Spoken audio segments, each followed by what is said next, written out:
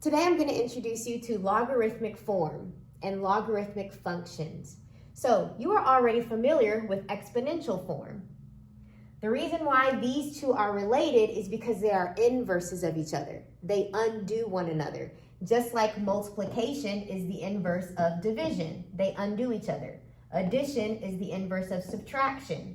A square root is the inverse of a squared. They undo each other, okay? So in the same way, a log is the inverse of an exponential function.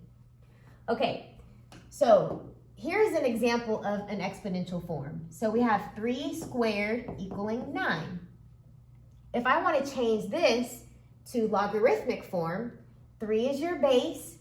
That would go right here. That is it's a subscript, so it's written kind of small and down below. Your answer is 9. That goes here.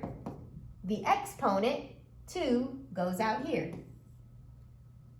So this is the logarithmic form. These are inverses of each other. This says 3 squared gives you 9, okay? So let's practice going back and forth between logarithmic form and exponential form. So we already did this example. This one is 6 to the power of 3, gives you 216. So that is the exponential form.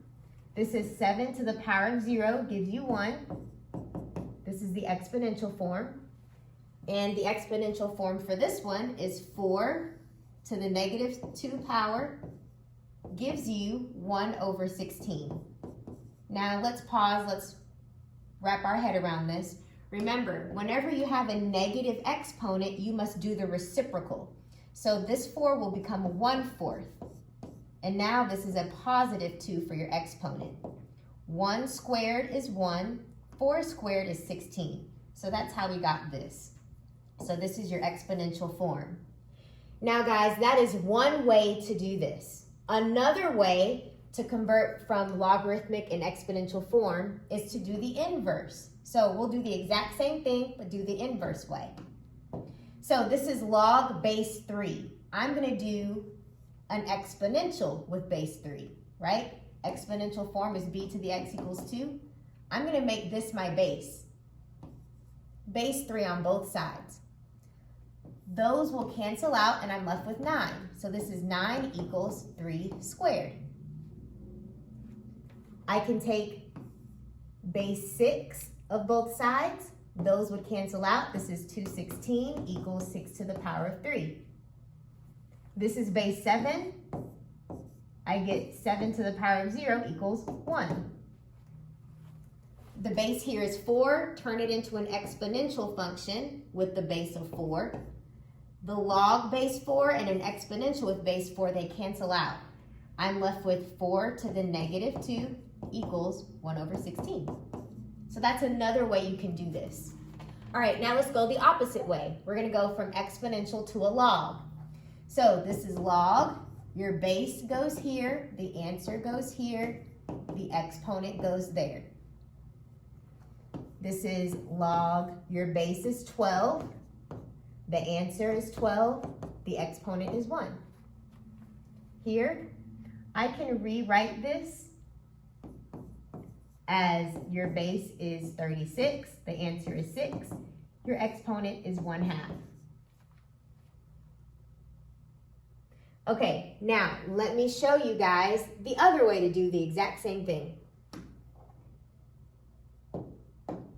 You can take log with base 14 on this side and log with base 14 on this side. Log base 14 and an exponential with a base 14 will cancel out.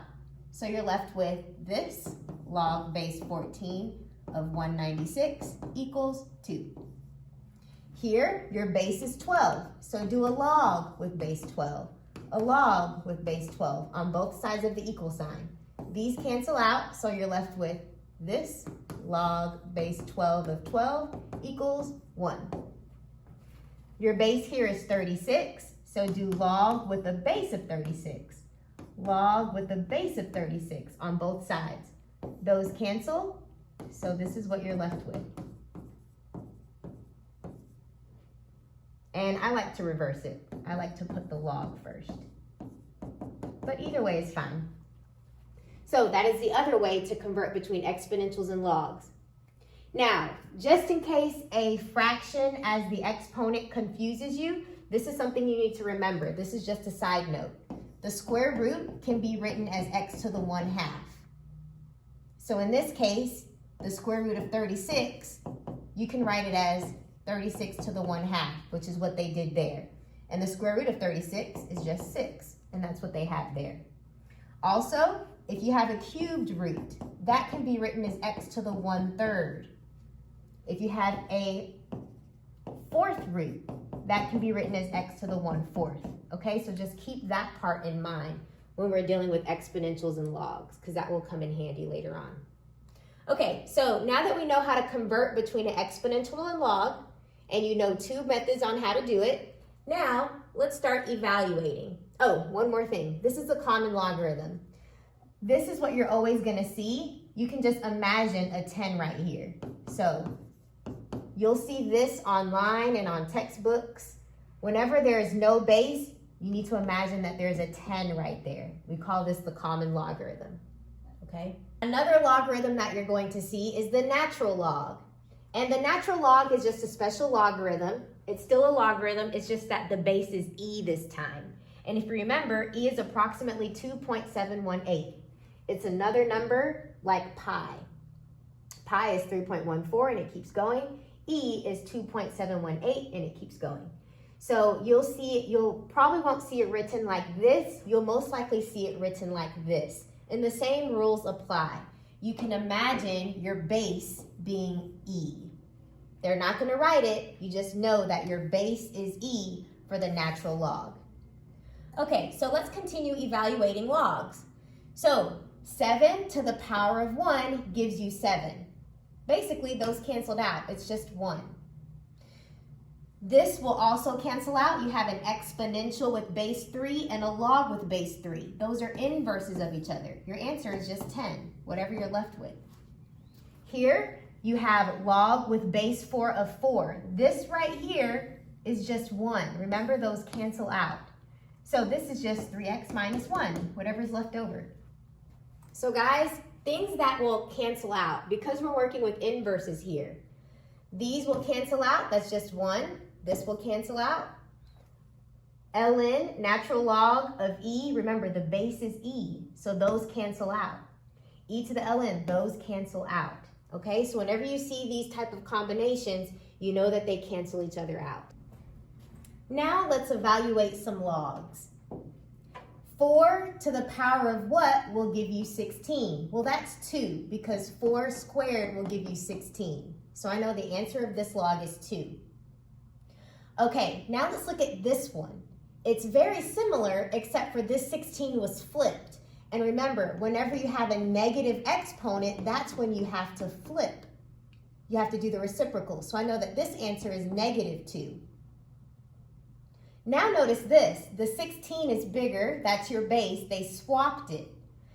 So I'm wondering, 16 to what power will give me 4? Well, the answer here is 1/2.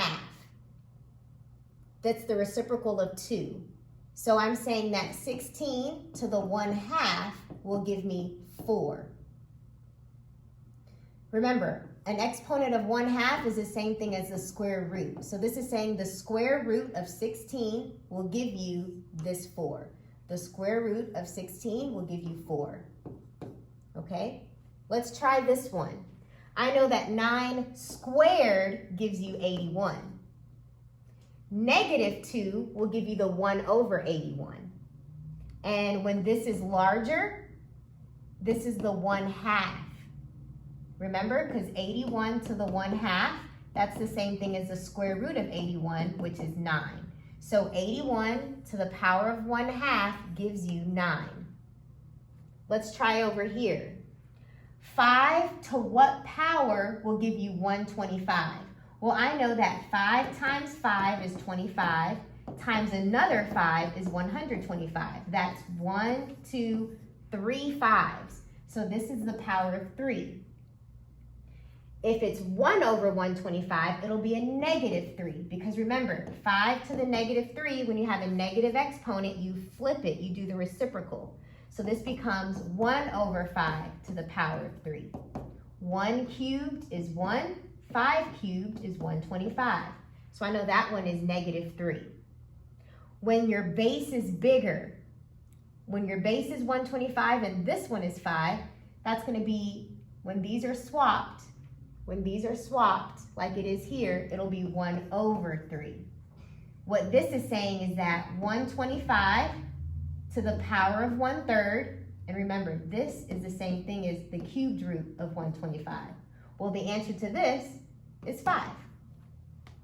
So that is how you evaluate logs.